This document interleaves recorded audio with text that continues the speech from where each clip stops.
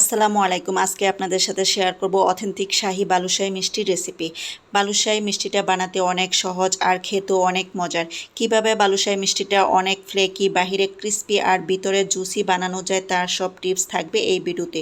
চলুন তাহলে দেরি না করে বালুশাহী মিষ্টিটা বানিয়ে নিই।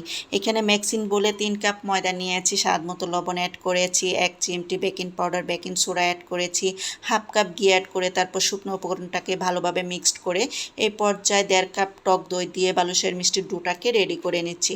সো আমার ডোটা রেডি হয়ে গেছে। এই পর্যায়ে একটা ভিজা কাপড় দিয়ে 20 মিনিটের মতো রেস্টে রেখে দিচ্ছি। এদিকে মিষ্টির শিরাটাকে রেডি করে নিচ্ছি। চুলায় একটা প্যান বসিয়েছি, প্যানে 3 কাপ চিনি নিয়েছি, 3 কাপ পানি অ্যাড করে 4টা এলাচ অ্যাড করেছি, এতে করে ভালো একটা সুঘ্রাণ বেরিয়ে আসবে। সো এই পর্যায়ে এখানে কিছুটা লেবুর রস অ্যাড করে দিচ্ছি।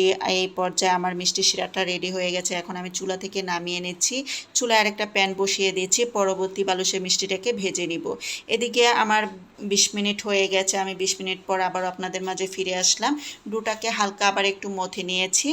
এখন আমি কিভাবে বালুশাহী মিষ্টির শেপটা দিব আপনাদেরকে দেখিয়ে দিচ্ছি। এখানে আমি 3টা বালুশাহী মিষ্টি বানিয়ে দেখিয়ে দিচ্ছি কিভাবে শেপটা দিয়েছি। এখানে বালুশাহীর মিষ্টিটা বানিয়ে তারপর মাঝখানে একটু ট্যাপ করে দিচ্ছি, এতে করে শিরাটা ভালোভাবে ঢুকবে। সো এইভাবে করে সবগুলো মিষ্টি বানিয়ে নিয়েছি। চুলায় চলে যাচ্ছি। চুলায় প্যানে পর্যাপ্ত তেল দিয়েছি, একে একে মিষ্টিটাকে দিয়ে দিচ্ছি। সো ভিডিওতে দেখতেই পাচ্ছেন একেবারে ডুবো তেলে মিষ্টিটা ডুবে আছে, একটু পরে ভেসে উঠবে। এই পর্যায়ে চুলার আঁচটা থাকবে একেবারে লোতে, মিডিয়ামও করা যাবে না, হাইও করা যাবে না, তাহলে মিষ্টিটা ভালো হবে না, শিরাটাও ভালোভাবে ডুববে না। সো অনেকটা সময় নিয়ে তারপর আমি মিষ্টিটাকে ভেজে নিচ্ছি।